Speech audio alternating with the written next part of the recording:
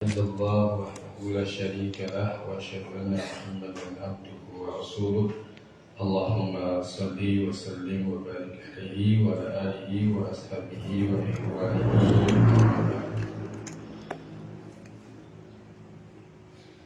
Bapak Ibu hadirin dan hadirat yang mudah-mudahan dirahmati Allah Subhanahu wa taala. Pada kesempatan pagi hari ini, materi yang akan kita bahas adalah berkaitan dengan 15 kaidah mengenal makanan yang halal dan yang haram. Jadi 15 kaidah mengenal makanan yang halal dan yang haram. Nah, Bapak Ibu hadirin dan hadirat jamaah salat subuh yang mudah-mudahan dirahmati Allah Subhanahu wa taala. Jadi makanan ini termasuk hal yang sangat penting di dalam Islam. Karena makanan ini punya pengaruh yang sangat besar kepada sifat, perilaku ataupun karakter. Nah, kalau kita melihat sejarah ya, Nabi Adam alaihissalam dan Hawa itu dikeluarkan oleh Allah Subhanahu wa taala dari surga hanya karena masalah apa?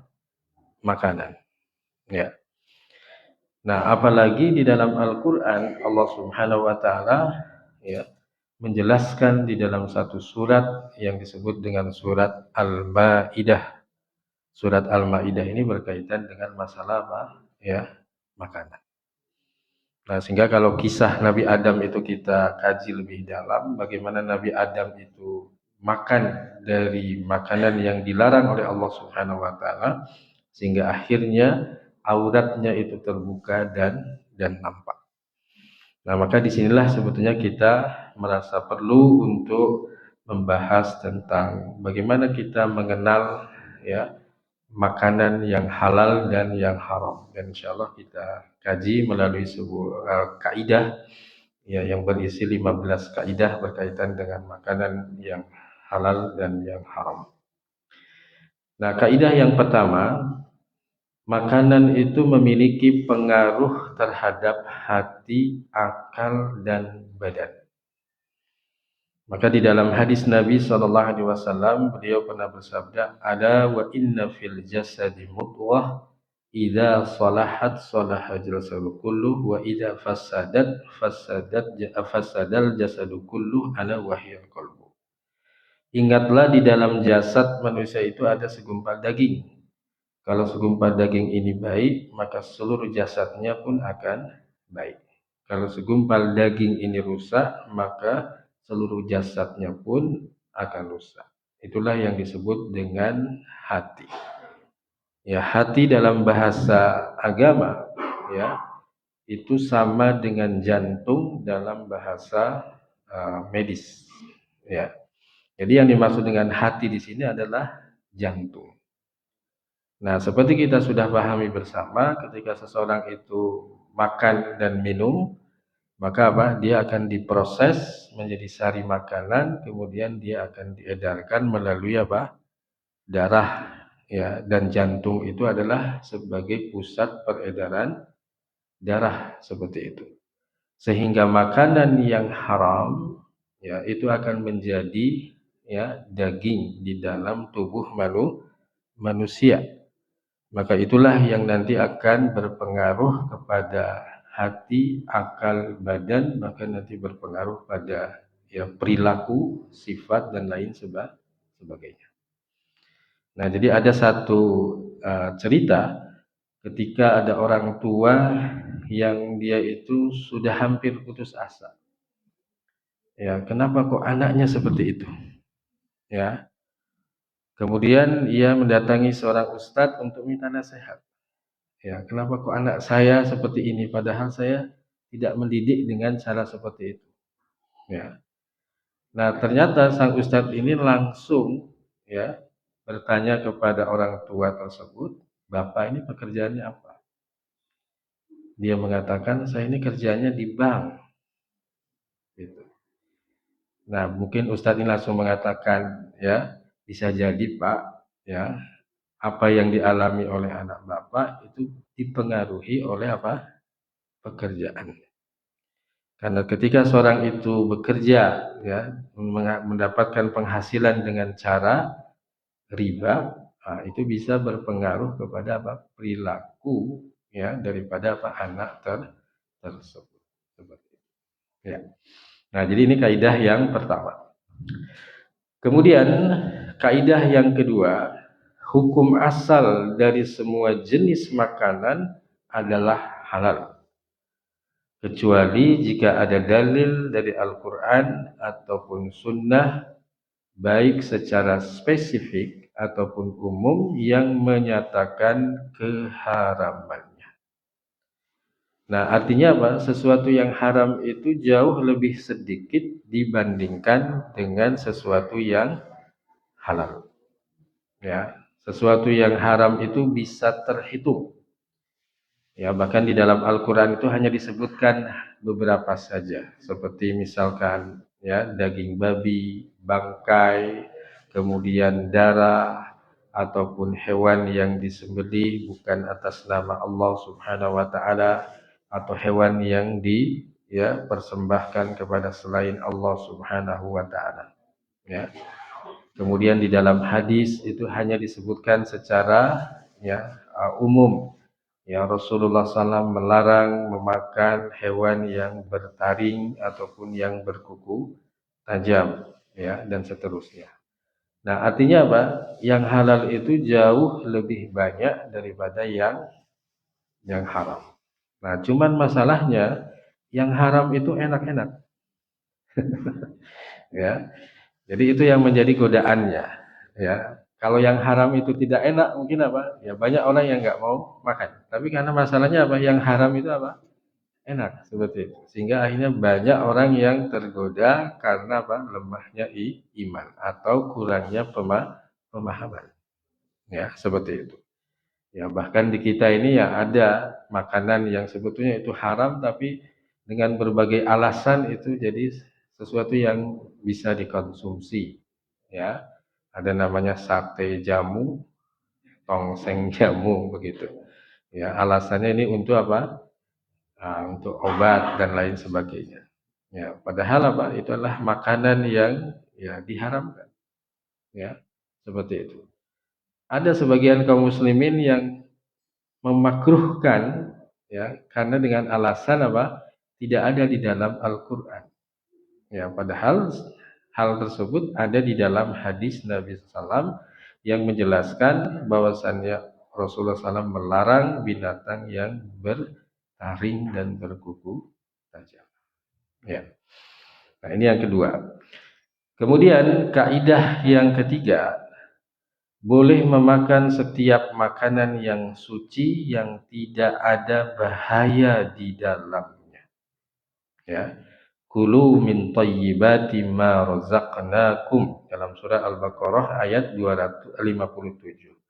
Makanlah berupa makanan yang baik yang telah kami rizkikan kepada kalian. Ya.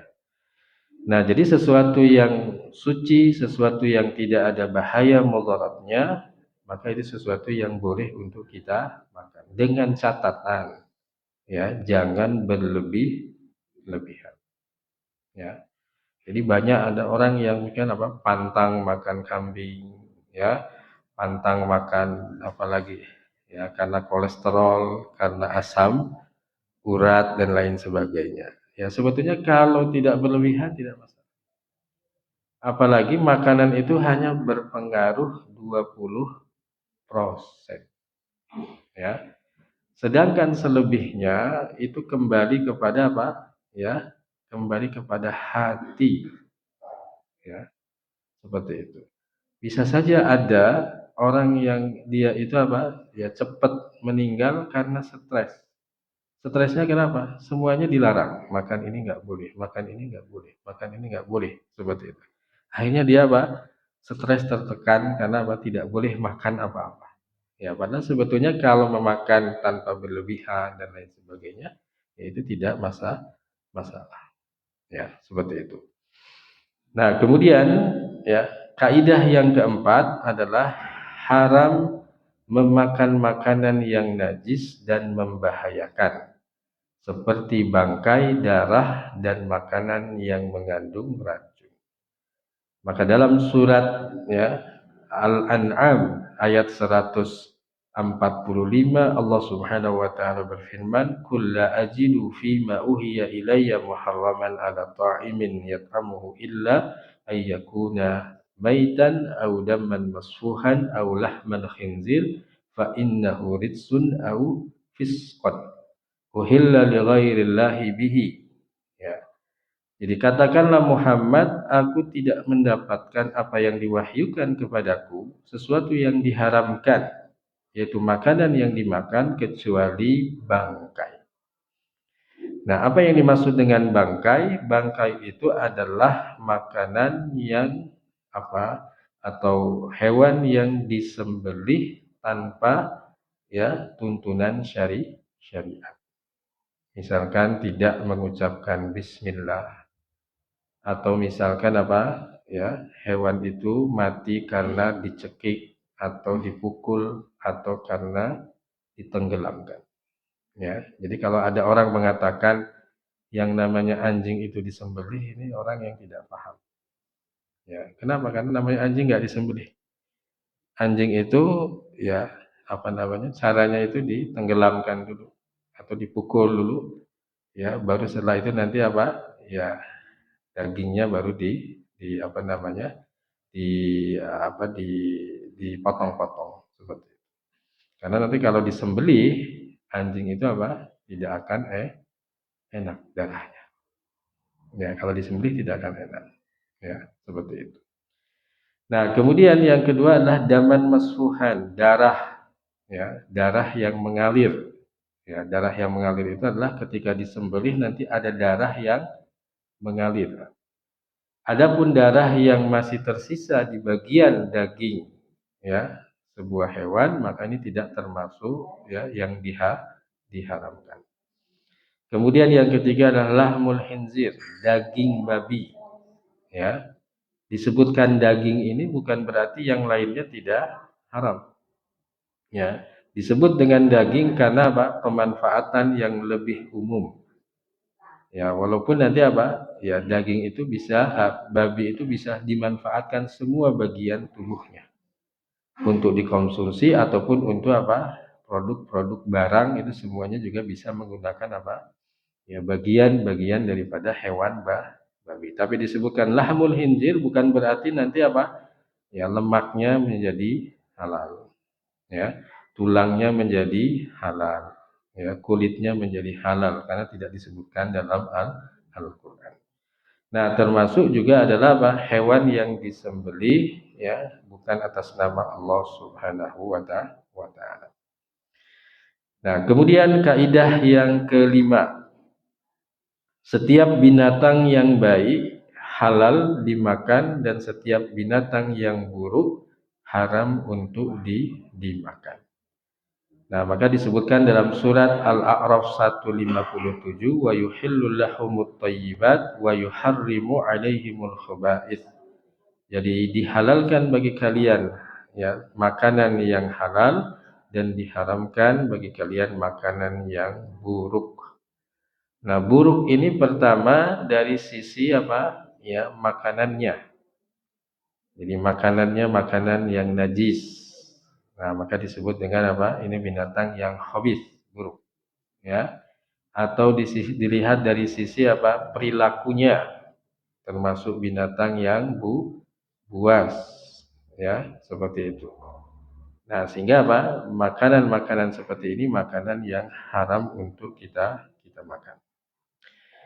Kemudian kaidah yang keenam, setiap binatang yang menjijikkan haram untuk dimakan. Ya, seperti serangga. Ya, kecuali memang nanti ada yang dihalalkan seperti apa? Belalang. Ya. Bagaimana nanti dengan ulat? Ya.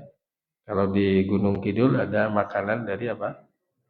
Ya, ulat pohon jati seperti itu. Ya, tentu nanti apa? Menjijikkan ini ya, itu bersifat relatif. Ya. Jadi bisa saja nanti menjijikkan bagi sebagian orang, tapi bagi yang lain tidak menjijikkan.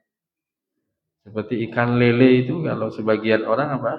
Merasa jijik ikan lele, ya. Tapi sebagian yang lain maka ikan lele itu apa? Ya enak seperti itu. Apalagi kalau pakai pecel lele, ya. Nah, jadi nanti apa? Menjijikkan ini nanti kembali kepada ya apa yang menjadi ukuran setiap orang yang mungkin itu berbeda-beda. Jadi kita tidak bisa mengambil ukuran satu kelompok tertentu untuk mengeneralisir untuk apa? Sesuatu yang menjijikkan tersebut. Ya. Maka seperti ular itu sesuatu yang haram karena dia menjijikkan, apalagi dia bertaring, ya, seperti itu. Kemudian kaidah yang ketujuh, setiap binatang buas yang bertaring haram untuk dimakan. Maka dalam hadis riwayat Imam Bukhari dan Imam Muslim, naha Rasulullah sallallahu alaihi wasallam an akli kulli dzinabin minas siba'. Jadi Rasulullah SAW itu melarang makanan hewan yang memiliki taring dari binatang buas. Nah, kenapa diharamkan? Karena makanan itu akan mewariskan sifat. Ya, jadi kalau orang itu sering mengkonsumsi makanan tertentu, itu akan mewariskan apa? Sifat dari hewan tersebut. Ya, jadi kalau misalkan apa namanya orang itu sering mengkonsumsi apa namanya tongseng atau sate jamu begitu, ya. Kalau di Solo itu namanya Scooby Doo, Pak. Ya, Scooby Doo. Gambarnya Scooby Doo gitu ya, seperti itu. Maka nanti perilakunya itu seperti apa? Seperti anjing. Ya, bukan berarti suka menggonggong, tidak. Ya, tapi apa? Mudah emosi, ya, mudah tersulut amarahnya seperti itu, ya, begitu. Karena makanan itu punya pengaruh seperti itu. Ya, ini walaupun ini ada penelitian, walaupun ini disangsikan ya, disangsikan penelitiannya itu. Jadi diteliti ketika ada seekor babi ya dimasukkan dalam satu kandang. Ada babi betina, ada babi jantan. Nah, maka babi betina dan babi jantan itu melakukan perkawinan. Kemudian dimasukkan babi jantan kedua. Babi jantan kedua pun juga melakukan perkawinan dengan betina. Tetapi yang diteliti adalah jantan pertama itu tidak bereaksi. Ya, jadi dia santai saja ya dengan dirinya sendiri, sementara jantan kedua dan betina itu melakukan perkawinan. Kemudian nanti diteliti dengan hewan ayam. Ya, ayam jantan dengan ayam ya betina dimasukkan dalam satu kandang, terjadi perkawinan. Dimasukkan jantan kedua pun ingin melakukan perkawinan dengan betina, tetapi jantan pertama apa? Nah, tidak menerima. Akhirnya terjadilah pertarungan antara jantan pertama dengan jantan kedua. Nah, maka ini menunjukkan ketika seseorang itu banyak mengkonsumsi seperti daging babi, maka sifatnya seperti itu. Tidak memiliki kecemburuan. Ya, tetapi kalau orang itu sering mengkonsumsi ayam, maka apa? Kecemburuannya itu apa? Sangat tinggi. Ya, bahkan nanti apa? Ya, kalau urusan dengan istrinya itu bisa berakhir dengan pertarungan ya yang mengakhirkan kematian seperti itu. Ya, maka kalau di Madura itu ada istilah apa? Ya, carok. Ya, seperti itu. Nah, ini kaidah yang ketujuh. Kemudian kaidah yang kedelapan, setiap binatang dari jenis burung yang berkuku tajam maka haram dimakan. Ya, naha Rasulullah sallallahu alaihi wasallam an akli kulli dzinabin minas siba wa mikhlabin minat tayr. Jadi Rasulullah SAW itu apa? Melarang makanan atau hewan yang memiliki taring dari binatang buas dan juga apa? Ya, burung yang berkuku tajam. Nah, maksudnya apa? Taring ataupun kukunya itu digunakan untuk memangsa, ya. Maka ini menunjukkan sifat kebuasan. Nah, maka kalau kita lihat ya perbuatan dosa yang dilakukan oleh manusia itu salah satunya adalah dari sisi sifat kebuasan hewan. Seperti marah itu adalah apa? Sifat kebuasan hewan. kemudian membunuh, ya, kemudian memukul dan lain sebagainya. Itulah sifat kebuasan hewan yang bisa saja itu dipengaruhi oleh makanan yang dimakan. Kemudian kaidah yang kesembilan, menurut pendapat yang sahih, setiap binatang yang diperintahkan untuk dibunuh maka haram untuk dimakan. Seperti tikus, ular, anjing, kalajengking, ataupun burung gagak. Ini 5 hewan yang disebutkan dalam hadis Nabi SAW dengan khamsul fawasiq. Ya, jadi 5 hewan fasik. Fasik itu dilihat dari sifat perilakunya yang membahayakan orang lain. Ya. Dan kalau kita lihat sifat-sifat ini kadang-kadang disematkan kepada manusia sebagai bentuk celaan atau untuk merendahkan. Ya. Ada istilah namanya tikus kantor. Apa tikus kantor itu? Nah, korupsi. Ya, disebut tikus, ya. Karena memang perilakunya seperti seperti tikus. Yang namanya tikus itu ya semuanya digerogoti, ya.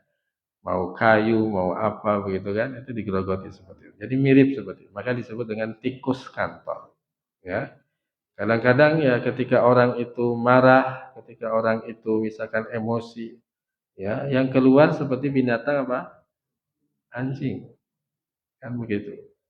Ya kalau di kita ya namanya usa gitu ya, yang dibalik, ya. Nah artinya ya itu sesuatu hal yang jelek memang, ya. Maka dalam syariat itu diperintahkan untuk dibunuh, ya. Maka dalam hadis Nabi SAW disebutkan khamsun minad dawab kulluhunna fasiq yuqtalna fil haram. Jadi 5 hewan, ya, yang dia itu termasuk 5 hewan fasik yang boleh dibunuh walaupun di tanah haram. Seperti burung gagak, ya, kemudian ya kalajengking, kemudian anjing, tikus, ya, dan juga ular, ya. Jadi kalau menemukan ular, ya, dan itu membahayakan maka boleh untuk dibunuh, ya. Kalau menemukan tikus itu maka boleh untuk dibunuh seperti itu, ya. Kemudian kaidah yang ke-10, menurut pendapat yang sahih, setiap binatang yang dilarang untuk dibunuh maka haram untuk dimakan. Seperti apa? Ya, maka hewan yang diharamkan atau dilarang untuk dibunuh seperti semut. Semut itu tidak boleh dibunuh. Ya. Jadi kalau misalkan dibunuh itu termasuk hal yang terlarang. Karena Rasulullah SAW itu melarang untuk membunuh 4 hewan. Ya, seperti itu. Ya, jadi semut, lemah madu ataupun burung hudhud dan lain sebagainya. Ya. Nah, jadi kalau binatang yang tidak boleh dibunuh maka tidak boleh untuk dimakan. Ya. Nah, bagaimana kalau sudah mati binatangnya? Semutnya ada di makanan atau di minuman, maka boleh untuk dimakan. Ya. Begitu. Kemudian yang ke-11, setiap binatang laut halal dimakan, baik dalam kondisi hidup ataupun sudah menjadi bangkai. Ya. Uhilla lakum shaydul bahri wa ta'amuhu mata'an lakum wa lisayyarah. Jadi diharamkan bagi kalian itu ya binatang buruan di lautan. Ya. Walaupun nanti namanya seperti nama ya binatang yang ada di darat. Ada namanya anjing laut. Ya, walaupun namanya anjing, tapi dia hidup di laut. Ada namanya singa laut seperti itu. Ya, maka itu semua bagian daripada hewan laut. Ya, yang boleh untuk dimakan baik dalam kondisi hidup ataupun sudah menjadi bangkai. Jadi yang namanya ikan itu tidak disembelih, ya. Jadi tidak ada ikan yang disembelih seperti itu. Jadi ikan itu walaupun sudah jadi bangkai tetap ya halal untuk dimakan. Nah, kemudian kaidah yang ke-12, tidak boleh memakan semua binatang dan burung yang memakan kotoran najis ataupun bangkai. Ya. Dalam surat Al-A'raf 157, wa yuhillu lahumut thayyibat wa yuharrimu 'alaihimul khaba'ith. Ya. Nah, bagaimana kalau misalkan seperti ikan lele yang biasa diberi pakan dari sesuatu yang najis, ya, atau misalkan ya ikan yang berada di bawah tempat pembuangan kotoran atau ya kamar mandi dan lain sebagainya. Apakah nanti ikan ini menjadi sesuatu yang tidak boleh dimakan? Nah, maka para ulama menyebutkan kalau seandainya ikan ini ya setiap hari diberikan pakan yang najis ya ataupun seperti bangkai, maka ikan ini harus dikarantina selama 3 hari, diberikan makanan yang halal, yang bersih, baru setelah itu apa? Boleh untuk dikonsumsi. Untuk apa? Menghilangkan ya pengaruh najis ataupun bangkainya. Karena pada asalnya apa? Ikan itu sesuatu yang halal untuk dimakan. Tetapi karena dimungkinkan dia memakan kotoran ataupun seperti bangkai, maka apa? Dikarantina terlebih dahulu. Ya, jadi ini sama dengan misalkan apa? Air.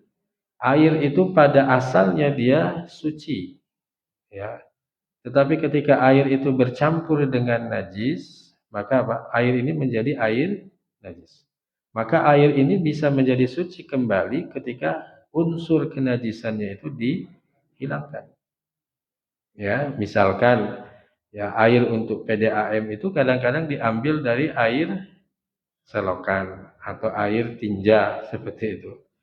Ya, tapi kalau sudah diproses dengan proses tertentu sehingga nanti unsur kenajisannya hilang, unsur baunya, unsur warnanya, ya, unsur rasanya. Ya, walaupun untuk rasa ini kadang-kadang ya sulit ya. Ya, siapa yang mau merasakan ini air najis atau air bukan najis. Tapi 3 unsur ini harus apa? Hilang seperti itu. Nah, kalau sudah hilang, maka apa? Ya, dia kembali kepada hukum asalnya yaitu apa? Suci seperti itu. Ya. Nah, kemudian kaidah yang ke-13. Binatang yang lahir dari kawin silang antara binatang yang boleh dimakan dengan binatang yang tidak boleh dimakan, maka binatang tersebut tidak boleh dimakan. Misalkan kuda dikawin silangkan dengan keledai, sehingga namanya menjadi bigol. Nah, kuda makanan atau hewan yang halal untuk dimakan. Ya, kuda itu halal untuk dimakan. Ya, maka di sini ada makanan namanya sate jaran. Ya, sate jaran. Sedangkan keledai itu apa? Makanan yang haram untuk dimakan. Ya, ketika dikawin silangkan, maka apa? Yang lebih menjadi prioritas adalah yang tidak boleh dimakan. Ya, karena sesuatu yang haram didahulukan daripada sesuatu yang halal. Ya. Nah, kemudian kaidah yang ke-14, sebab binatang itu diharamkan. Pertama, sifat kebuasan binatang. Nah, sifat kebuasan ini tadi apa? Akan mewariskan sifat kepada perilaku manusia. Yang kedua, karena buruknya makanan yang dimakan oleh binatang tersebut. Dan yang ketiga adalah termasuk binatang yang buruk ataupun khabis ataupun menjijikkan. Ya, walaupun ini kembali kepada apa? Setiap kelompok manusia. Ya. Nah, kemudian yang terakhir, dalam keadaan terpaksa, semua binatang yang diharamkan boleh untuk dimakan. Ya, dalam keadaan terpaksa, semua binatang yang diharamkan boleh dimakan. Dalam keadaan terpaksa ini maksudnya adalah ketika tidak ada makanan atau minuman mengakibatkan kematian. Nah, maka dia boleh memakan yang diharamkan. Sehingga dalam kaidah syariat disebutkan ya, ad-daruratu tuzadu. Kemudaratan itu harus dihilangkan. Ad-daruratu tubihul mahdzura. Kemudaratan itu membolehkan melakukan yang dilarang. Tetapi ad-daruratu biqadariha. Kedaruratan itu dengan kadarnya. Artinya apa? Hanya sekedar untuk terhindar dari kematian. Tidak boleh sampai kenyang, tidak boleh menikmati. Ya, ini mumpung halal, jadi apa? Boleh menikmati, ternyata ya enak juga ya. Nah, betul. Jadi sekedar hanya untuk menghilangkan apa kemudaratan. Bahkan sebagian ulama mengatakan boleh disimpan seandainya pada waktu yang akan datang dikhawatirkan apa? Tidak ada makanan sehingga menyebabkan apa? Kematian. Ya. Nah, bagaimana ini bisa dibolehkan dan pengaruh dari makanan tersebut? Karena ketika orang dalam keadaan kemudaratan, maka apa? Allah Subhanahu wa taala dengan kekuasaannya itu apa? Menjadikan makanan yang haram itu tidak memiliki pengaruh yang jelek atau pengaruh yang negatif. Yaitu dalam sisi kemudaratannya. Seperti itu. Nah, jadi ini 15 ya kaidah yang bisa kita jadikan panduan untuk kita apa? Memilih makanan yang halal, makanan yang haram ya. Dan mudah-mudahan ya kita bisa menjaga diri dan keluarga kita dari makanan-makanan yang diharamkan ya. Wallahu a'lam bishawab wa sallallahu ala Muhammadin wa ala alihi washabihi wa alhamdulillahirabbil alamin. Ya. Masih ada waktu, kalau ada pertanyaan kami persilahkan, monggo ya bagi Bapak Ibu. Ya. Oke, monggo Pak. Waalaikumsalam. Untuk makanan yang racun yang banyak di angkringan itu sampai kita haram apa halal dan itu juga. Ya. Namanya keong racun Pak ya. Keong racun tapi beracun enggak Pak? Tidak beracun, cuma namanya saja seperti itu. Ya. Artinya pertama dia apa? Tidak membahayakan. Nah, kemudian yang kedua, ini menjijikkan atau tidak, Pak? Ya, tentu kalau sudah jadi sate tidak menjijikkan ya. Seperti itu. Nah, maka apa seperti keong seperti ini ya termasuk namanya apa? Ya kepiting seperti itu sesuatu yang dihalalkan. Ya, seperti itu. Apalagi nanti kepiting itu termasuk hewan yang hidup di air. Ya, seperti itu. Walaupun kadang-kadang dia bisa ke dalam. Nah, maka nanti istilah hewan yang ada di dua alam itu juga perlu untuk dikaji lebih dalam. Ya, bisa saja itu hewannya hewan air, hewan laut, cuman apa? Dia bisa untuk di darat hanya sementara. Tapi pada umumnya dia apa? Tinggal atau hidup di dalam air ataupun laut. Ya. Nah, jadi seperti keong seperti itu ataupun kepiting ini ya insya Allah satu yang dihalalkan. Wallahu a'lam bishawab. Oke, gitu Pak. Oke, monggo, ada lagi? Oke, silakan Pak. Waalaikumsalam.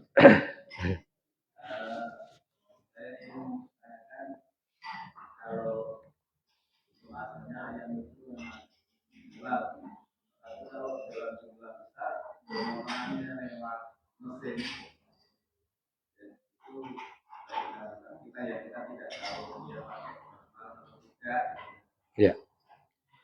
Nah, jadi ini ada satu riwayat ya ketika Aisyah radhiyallahu anha itu bertanya kepada Rasulullah SAW, "Wahai Rasulullah, ya saya diberi daging dari orang yang baru masuk Islam. Saya tidak tahu apakah orang tersebut mengucapkan bismillah ataukah tidak." Maka jawaban Nabi adalah apa? Ya, ucapkanlah bismillah kemudian apa? Makanlah. Nah, jadi dalam masalah ini ya kita lebih tidak terlalu memberatkan. Misalkan apa? Memberatkan diri kita, cari tahu di mana tempat pemotongannya, cari tahu siapa yang motong ya, kemudian ditanya, Pak ini motongnya pakai bismillah atau enggak? Ya, itu memberatkan kita. Akhirnya apa? Ya menghabiskan waktu. Termasuk juga apa? memberatkan orang yang ditanya, ya, seperti itu. Nah, seandainya ya kita ingin misalkan ada keraguan, ya mungkin banyak informasi, ya, apalagi mungkin kalau ada informasi yang valid dari pihak yang berwenang seperti itu bisa menjadi acuan, ya. Kalau misalkan kita meragukan, maka lebih baik kita meninggalkan untuk dalam rangka kehati-hatian, ya. Sama juga kalau misalkan kita beli bakso, ya, kita tidak boleh memberatkan diri dan memberatkan orang yang menjualnya. Pak, ini baksonya bakso daging apa? Ya, terus penggilingannya itu apa? Disatukan atau dipisah antara daging sapi, daging kambing, daging ayam dengan daging babi seperti itu. Ya, itu memberatkan. Ya, seandainya kita ragu, maka ya sudah tinggalkan. Tapi kalau kita misalkan, wah karena enak ini, ya sudah, kita tidak tahu, kemudian ya ucapkan Bismillah, kemudian kita makan. Ya, nah jadi intinya begitu Pak. Karena memang pada asalnya dia sesuatu yang halal begitu. Ya, wallah a'lam bishawab. Oke, semoga Pak. Waalaikumsalam.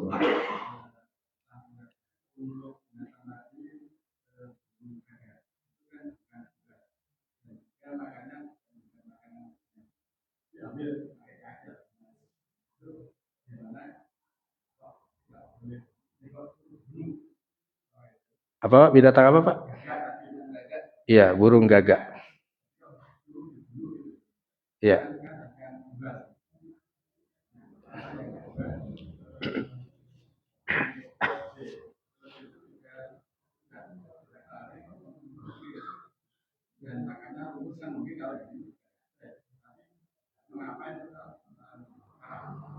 Yang kedua apa tadi Pak?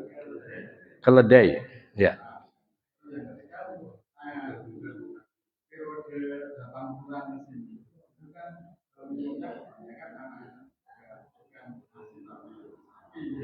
Ya. Ya. Ya, jadi nanti burung gagak itu saya tidak tahu ya, apakah memang ini bertaring atau tidak. Ya, kukunya itu bertaring atau tidak. Nanti bisa dicek itu burung gagak. Tapi kalau disebutkan dalam hadis disebutkan khamsul fawasik, ya. Burung gagak ini termasuk 5 hewan fasik dari perilakunya. Maka burung gagak itu di dunia barat itu dijadikan penghantar untuk sihir. Nah, begitu pula di dunia timur yang sering dijadikan untuk penghantar sihir ini adalah seperti ular.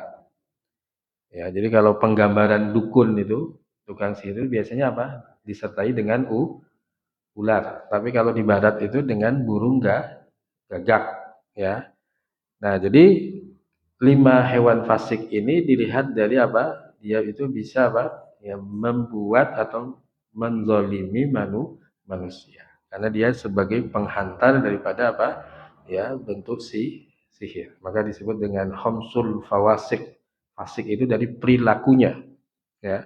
Seperti tikus kan juga bukan binatang buas, tapi perilakunya itu ya menunjukkan dia termasuk hewan yang fasik, ya, merugikan manusia seperti itu, ya. Nah, jadi itu yang pertama. Nah, kemudian yang kedua tadi apa Pak? Keledai. Jadi keledai itu ada 2. Pertama adalah keledai liar dan yang kedua adalah keledai jinak. Nah, yang diharamkan adalah keledai jinak. Ya, keledai yang biasa dipakai tunggangan. Ya, sedangkan keledai liar itu sesuatu yang boleh untuk dimakan seperti itu. Ya. Kemudian yang ketiga susu. Ya. Apakah susu sapi itu ya mempengaruhi sifat perilaku pada anak? Iya. Ya. Yang paling terasa adalah ketika diperintah. Ya, moh. Ya, moh itu kan kayak sapi, moh. Nah, itu sudah paling terasa begitu. Karena mungkin asumsinya ya susu sapi, ya. Tapi sebetulnya kalau Ya, karena memang ini kebiasaan aja Pak ya, karena susu sapi. Tapi yang lebih baik itu sebetulnya susu kambing. Ya, cuman nggak biasa aja kalau susu kambing itu.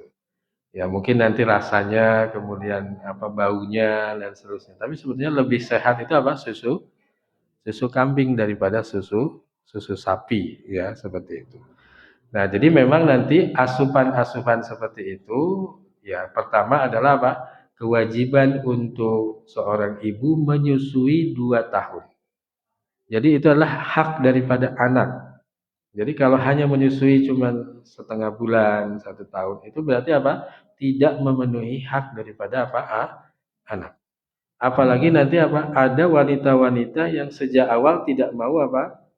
Menyusui. Kenapa? Takut kendor. Ya, seperti itu. Padahal kalau sudah melahirkan juga ya tetap nanti apa? Ya, kendor. Akhirnya apa? ASINya itu apa? Dipompa, ya. Kemudian nanti apa? Ya, baru air susunya diminumkan, ya. Padahal sebetulnya kalau seorang bayi itu menyusui langsung ya dari ya ibunya itu menunjukkan akan menguatkan ikatan.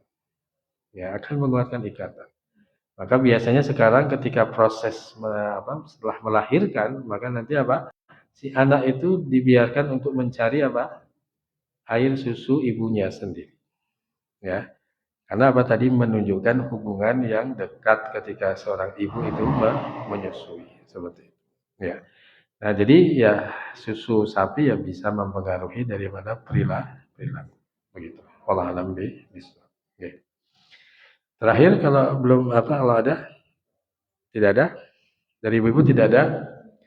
Tidak ada. Kalau tidak ada kita akhiri ya Bapak Ibu yang mudah-mudahan dirahmati Allah Subhanahu wa taala ya dengan membaca doa kifaratul majelis subhanakallahumma wa bihamdika asyhadu an la ilaha illa anta astaghfiruka wa atubu ilaik. Wassalamualaikum warahmatullahi wabarakatuh.